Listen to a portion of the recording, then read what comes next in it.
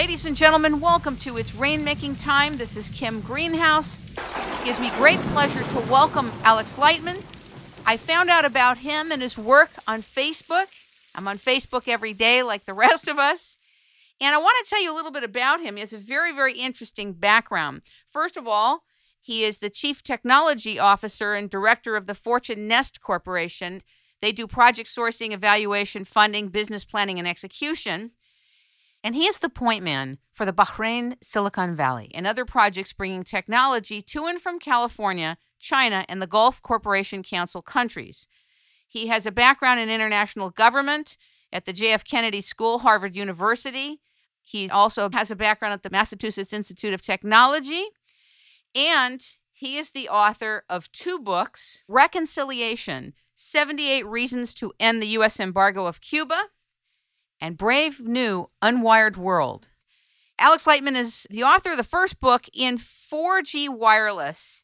He is the former Director of Technology and Innovation for the Sea Shepherd Conservation Society. And he established the Sea Shepherd Ideas and Innovation Center, which garnered over 1,000 fans within 48 hours. And in its first month generated hundreds of pages of ideas for upgrading Sea Shepherd's 3 ships into platforms for innovation.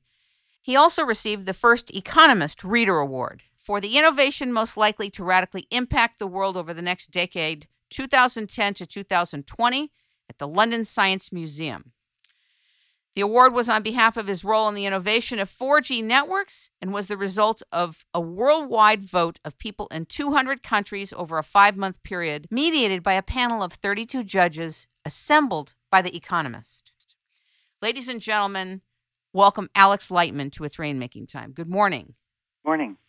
Since my interest was first spawned by your interest in Bahrain, and you being the point person for the Bahrain Silicon Valley, I want to talk about why Bahrain is not more known around the world.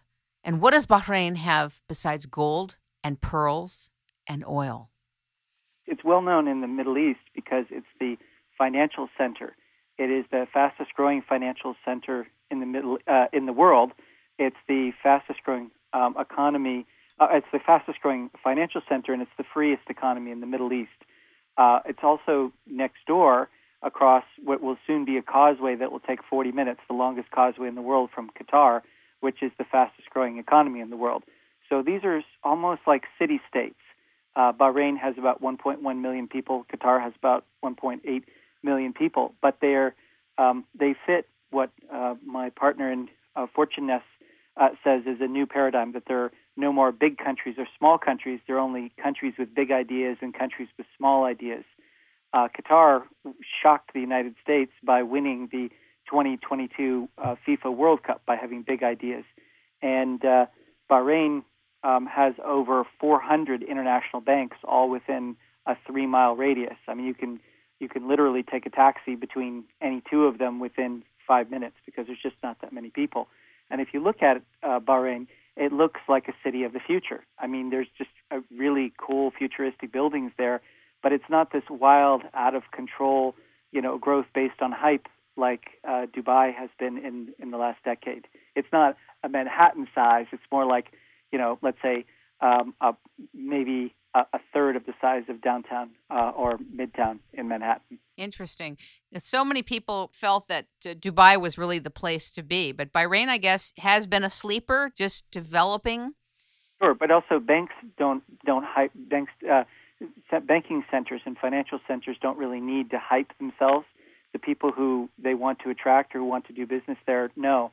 And part of the reason was because for this is that Lebanon used to be a center of stability, and Lebanon has had its civil wars. That was part of it. But another part is that the very first place in the Persian Gulf, which I like to call the Arabian Gulf because there's no such country as Persia anymore, it was before any other place besides Iran and Iraq. But I mean, of the countries that are below Iran and Iraq, it was the first place where oil was discovered.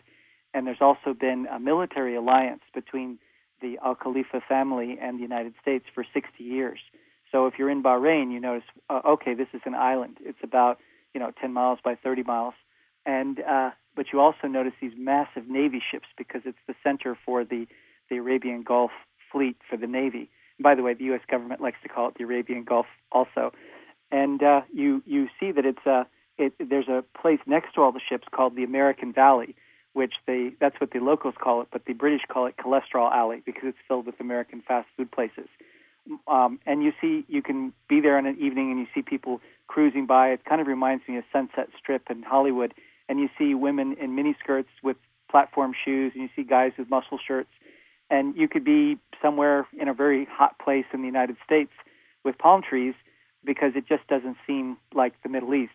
Then you also have women wearing their coverings from Saudi Arabia, which is connected by a causeway.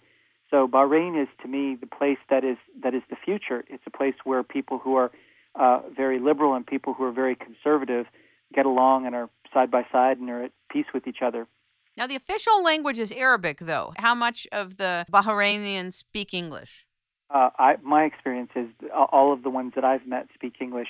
I'm a little bit surprised. I guess I'm even surprised to hear that the official language is Arabic because so many people that I meet with speak English.